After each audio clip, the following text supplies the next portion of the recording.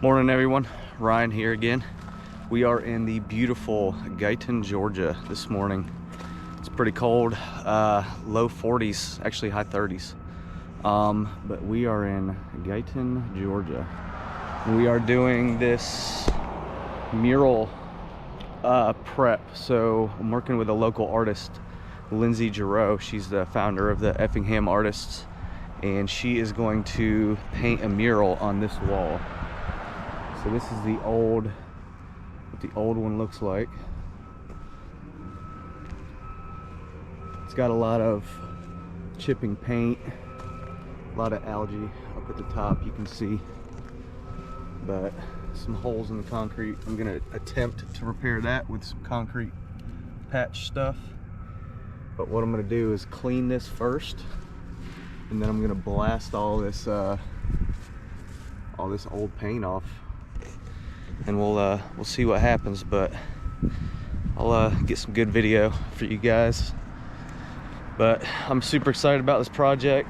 It's gonna be very cool to the community. I've seen the rendering of the new one, but I cannot reveal that yet. That is a surprise. There's gonna be an unveiling shortly once she's done painting it. But I will definitely keep everyone updated. All right.